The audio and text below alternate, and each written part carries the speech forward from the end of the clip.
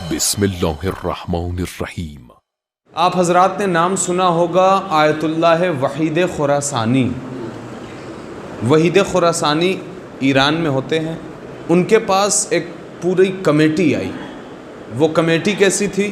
وہ کمیٹی جو امام زمانہ کے حالات پر غور کر رہے تھے، پتہ کر رہے تھے دنیا کے الگ الگ کونوں میں جا کر کہ امام زمانہ کے حوالے سے کوئی نئی خبر ملے، کوئی نئی چیز ملے۔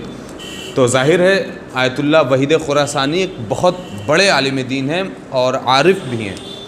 ان کے پاس پہنچے اور پہنچنے کے بعد کہا آغا ایسی ایسی بات ہے، ہم لوگ جمع اس لیے ہوئے آپ کے پاس کہ ذرا کچھ امام زمانہ کے حوالے سے کچھ ہمیں موصول ہو، کچھ ملے۔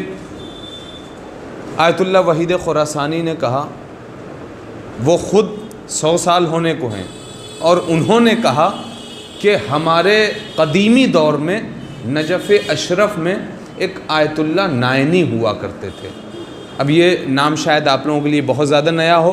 آیت اللہ نائنی، اصل پورا نام ان کا تھا حسین نائنی۔ ان کے 3 بیٹے تھے، جس میں سے 2 بیٹے خود آیت اللہ تھے اپنے وقت کے۔ تو وہ آیت اللہ نائنی کا تذکرہ کرنے لگے۔ اب آیت اللہ نائنی کا آپ کو مرتبہ نہیں معلوم، لہٰذا ان کے مرتبے کے لیے ایک جملہ سن لیجئے۔ آپ حضرات نے آیت اللہ خوئی کا نام سنا ہی ہوگا۔ آیت اللہ خوئی کا تو بزرگان بہتر جانتے ہیں۔ آیت اللہ خوئی خود اپنی زبان سے کہتے ہیں کہ آج میں جو کچھ بھی ہوں وہ سب آیت اللہ نائنی کا کرم ہے۔ تو وہ آیت اللہ نائنی کے 3 بیٹے، جس میں سے 2 بیٹے، ایک کا نام حسن نائنی، ایک کا نام محمد حسن نائنی۔ اتفاق یہ تھا کہ حسن نائنی ان کے والدہ، یعنی ظاہر سی بات ہے نائنی صاحب کی زوجہ، ان کی طبیعت خراب تھی کافی عرصے سے۔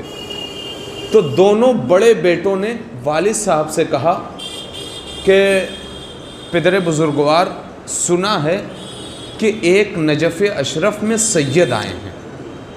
توجہ رہے، نجف اشرف میں ایک سید آئے ہیں اور وہ حرم کے رواق میں ہوتے ہیں۔ یعنی رواق اسے کہا جاتا ہے کہ جو مولا کائنات کی زری کا پچھلا حصہ ہے، ادھر جو کمرے اور غرفے بنے ہوتے ہیں اسے رواق کہتے ہیں۔ تو کہا کہ وہاں پر ایک سید آئے ہیں جن کے بارے میں ہم نے بہت سنا ہے۔ کہا کیا سنا ہے؟ کہا میں نے سنا ہے کہ وہ تسبیح ہاتھ میں لیتے ہیں اور اسے حرکت دیتے ہیں اور سامنے والا انسان جو نیت کرتا ہے اس نیت کو بتا دیتے ہیں، وہ اس نیت کو بتا دیتے ہیں۔ تو میں یہ چاہ رہا ہوں کہ میں جاؤں اس سید سے ملاقات کروں اور پتہ کروں کہ ہماری والدہ کو کیا ہوا ہے، پتہ کروں کہ ہماری والدہ کو کیا ہوا ہے، کب ٹھیک ہوں گی۔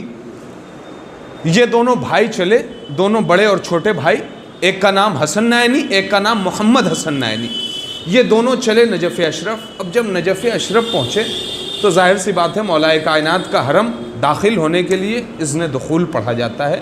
جب بھی کسی معصومین کے گھر میں یا معصومین کے روضوں پر جایا جاتا ہے تو پہلے اذن دخول پڑھا جاتا ہے۔ اذن دخول کا مطلب یہ ہوتا ہے کہ جو بھی اندر ہے اس سے اجازت لی جاتی ہے، اور پتہ ہے آپ کو کہ اجازت وہی دیتا ہے جو زندہ ہوتا ہے۔ تو بہرحال یہاں پر دلیل ہے کہ ہمارا امام زندہ ہے۔ بہرحال اذن دخول پڑھا اور اذن دخول پڑھنے کے بعد اندر داخل ہوئے۔ اندر داخل ہوتے ہی ایک سید کے چہرے پہ ان کی نظر پڑی۔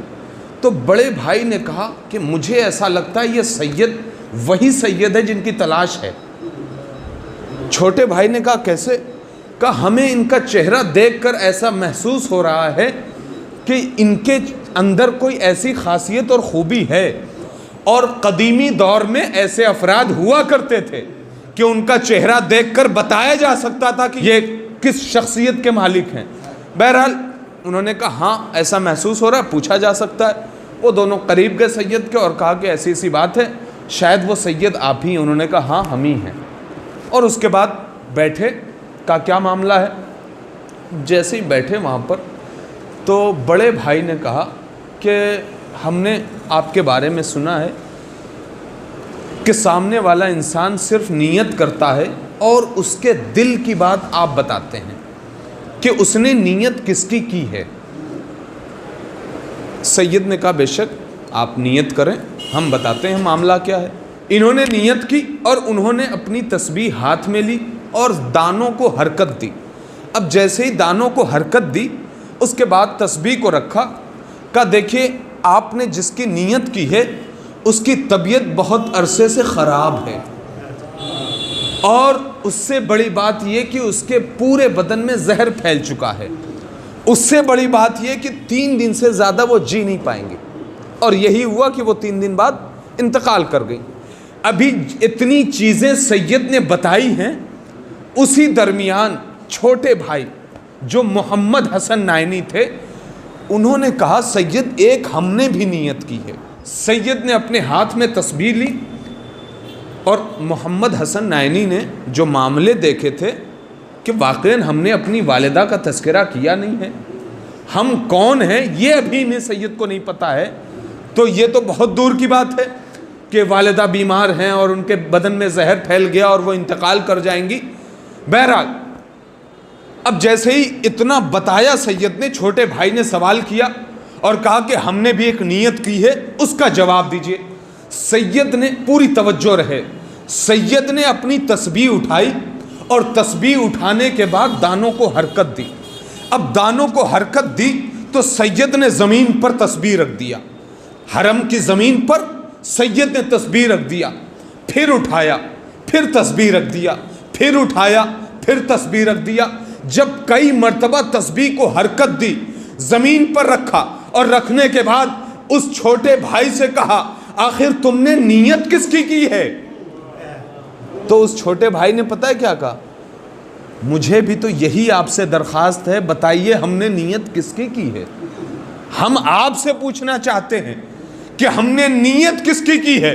اب جیسے ہی محمد حسن نائینی نے کہا ہم آپ سے پوچھنا چاہتے ہیں، سید نے کہا کہ ہم نے بار بار تسبیح اٹھائی لیکن پتہ کرنے کی کوشش کی کہ آپ نے نیت کس کی، لیکن پہلی بار اٹھایا تو وہ شخص سامرہ میں تھا، جب دوبارہ تسبیح اٹھائی تو وہ مدینے میں تھا، جب تیسری بار تسبیح اٹھائی تو وہ کاظمین میں تھا، اور چوتھی بار تسبیح اٹھائی تو وہ مشہد میں تھا، 5ویں بار تسبیح اٹھائی تو وہ کربلا میں تھا۔ یہ کوئی اور نہیں بلکہ وقت کا امام ہے، جس کی تم نے نیت کی ہے، یہ کوئی اور ہو ہی نہیں سکتا۔ سید کا جو جملہ میں آپ کی خدمت میں پیش کرنا چاہتا ہوں وہ آپ سنیں، جو نظام شمسی ہے وہ ہمارے امام کا طواف کر رہا ہے۔ اگر امام رک جائیں تو پوری کی پوری دنیا رک جائے گی۔ کو ہماری اگر یہ ویڈیو اچھی لگی ہو تو لائک کریں، کمنٹ کریں اور چینل کو سبسکرائب کریں۔ والسلام علیکم ورحمۃ اللہ وبرکاتہ۔